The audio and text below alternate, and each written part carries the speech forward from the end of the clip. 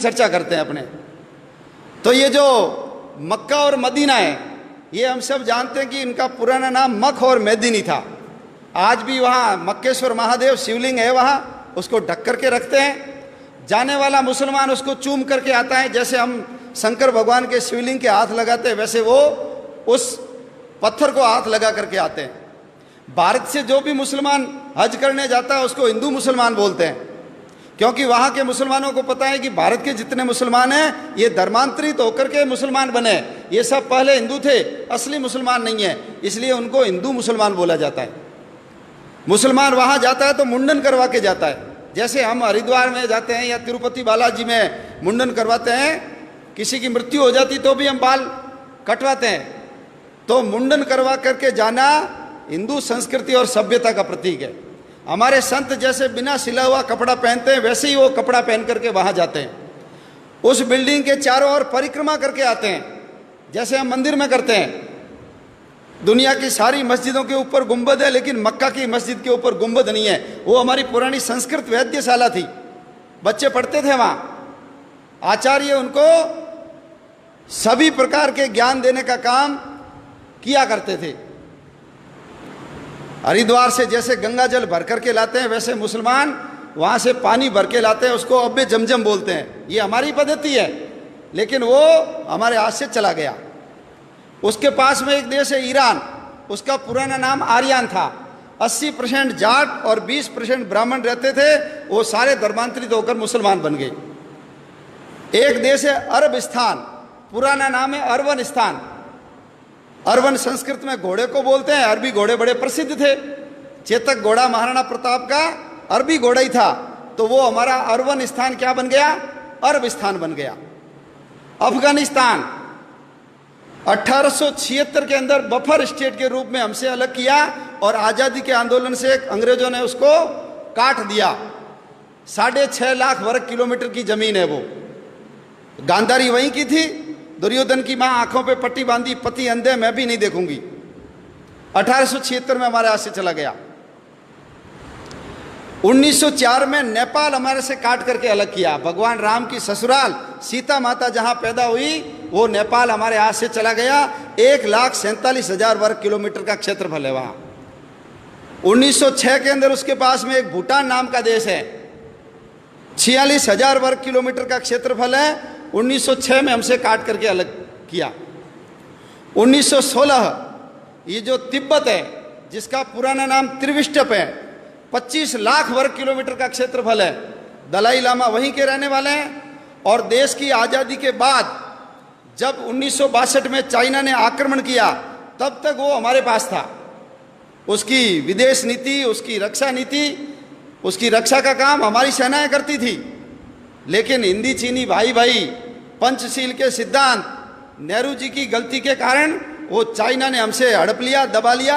आज वो जो तिब्बत है चाइना के पास चला गया। भारत और चीन के बीच में तिब्बत बहुत बड़ी भूमि थी, चाइना बॉर्डर से बहुत दूर था, लेकिन चाइना का बॉर्डर भारत के पास आकर के लग गया। 1935 भगवान राम ने जिस लंका को जीत करके सोने की लंका को ठोकर मार दी और अपने भाई लक्ष्मण को कहा जननी और जन्मभूमि स्वर्ग से बढ़कर है, वो 1935 में हमसे काट करके अलग कर दी। क्षेत्रफल कितना है, 66,000 वर्ग किलोमीटर।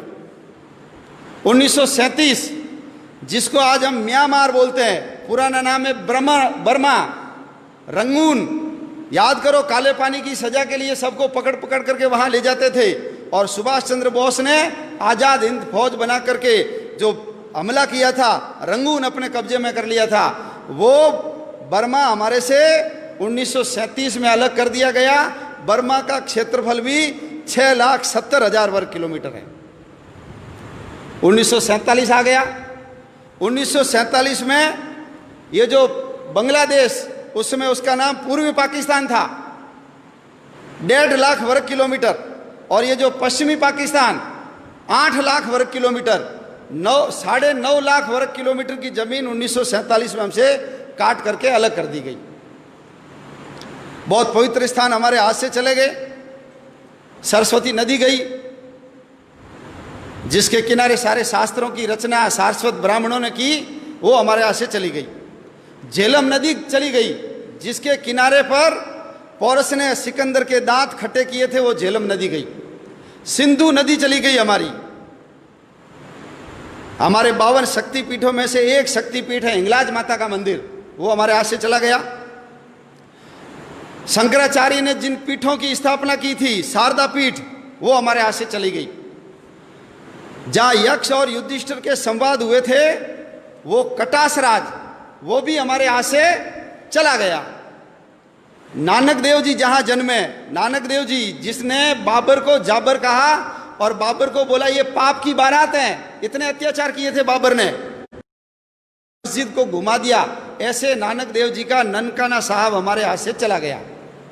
पंजा साहब, जहां वली कंधारी ने उनके ऊपर बहुत बड़ी चट्टान लुढ़काई थी, हाथ लगा करके रोका, आज भी उसके ऊपर पंजे का निशान है, हमारे हाथ से चला गया। हमारा शालीवाहन कोट, जिसको आज हम सियालकोट बोलते हैं, वीर हकीकत राय को जहां फांसी पे लटकाया, हमारे हाथ से चला गया वो। तक्षशिला का विश्वविद्यालय, चाणक्य जैसे शिक्षक और चंद्रगुप्त जैसे शिष्य जहां पढ़ते थे, वो हमारे हाथ से चला गया। हड़प्पा और मोहनजोदड़ो, सबसे पुरानी सभ्यता के अवशेष जहां पर है, वो हमारे हाथ से चला गया। हरि सिंह नलवा, बच्चे रोते थे तो माँ कहती थी चुप हो जा नहीं तो हरिया आ जाएगा। हरि सिंह नलवा ने पठानों को पीट पीट करके ये सलवार पहना दी, मुसलमानों को महिलाओं की ड्रेस पहनने के लिए मजबूर कर दिया। ऐसे हरि सिंह नलवा का जन्म स्थान हमारे हाथ से चला गया। महाराजा रणजीत सिंह की समाधि लाहौर में, लाहौर वही लाहौर है जहाँ जिसको भगवान श्री राम के बेटे लव ने बसाया। पुराना नाम लवपुर था, अभी उसका नाम लाहौर हो गया। कुश ने जिस कुशपुर को बसाया था, उसका नाम वर्तमान में कुसूर है, वो भी हमारे हाथ से चला गया। कश्मीर हमारे हाथ से चला गया। 2,22,000 में से 1,21,000 वर्ग किलोमीटर की जमीन पाकिस्तान ने ले ली, कश्मीर हमारे हाथ से चला गया। 1962 में चीन ने जब आक्रमण किया तो 35,500 वर्ग किलोमीटर की जमीन चीन ने दबा ली। और 1990 में 3 बीघा जमीन तो हमने पाकिस्तान को दान में कर दी। समुद्र तट के अंदर बसा हुआ मालदीव 3,000 वर्ग किलोमीटर का क्षेत्रफल है, वो मालदीव भी हमसे अलग हो गया। अंग्रेजों को समुद्र के अंदर अपने बेड़े रखने की जरूरत थी, इसलिए उन्होंने मालदीव को 1947 में ही अलग करके आज़ाद कर दिया। इतनी बड़ी भूमि, इतने 6 प्रांत हमारे हाथ से चले गए, कुल 62 जिले गए। और जिस समय देश का विभाजन हुआ, हमारे कबूतर उड़ाने वाले अंकल जी जब लाल किले पे खड़े होकर के अपने शेरवानी के तीसरे बटन हॉल में गुलाब की कली सजा करके भाषण दे रहे थे, उस समय पाकिस्तान की सड़कों के ऊपर हमारी माँ बहनों को नंगा करके उनके जुलूस निकाले जा रहे थे। रेलों के अंदर काट काट करके भर भर रेलें भेजी जाती थी, भाला टांग करके बच्चों की एक के ऊपर एक, जैसे सुई के ऊपर फूल डाल करके माला बनाते हैं, ऐसे बच्चों को डाल डाल करके गांधी जी के लिए तोहफा, नेहरू जी के लिए भेंट, ऐसा लिख लिख करके वहां से भेजा जा रहा था। नर कंकाल इधर से उधर किए जा रहे थे और हम गीत गा रहे थे, दे दी हमें आजादी बिना खड़ग बिना ढाल। एक बूंद भी खून नहीं बहाया और आजादी मिल गई, ऐसा उस गीत के अंदर वर्णन है। 12 लाख लोग मारे गए, 12 लाख लोग, 2 करोड़ लोग बेघर हो गए। लंबे लंबे मीलों लंबे काफिले, जितना सामान उठा सकते हो लेकर के चलो। कल्पना कर सकते हैं यदि कल हमको कह दे यहां से छोड़ के सब चले जाओ, इतना आलीशान मकान, इतनी बड़ी दुकान, फैक्ट्री, क्या बीतती है मन के ऊपर। लेकिन ये इतिहास हमको नहीं पढ़ाया जाता, और नहीं पढ़ाने के कारण आने वाले समय में हम देश की रक्षा कर पाएंगे कि नहीं कर पाएंगे, प्रश्न चिन्ह खड़ा होता है।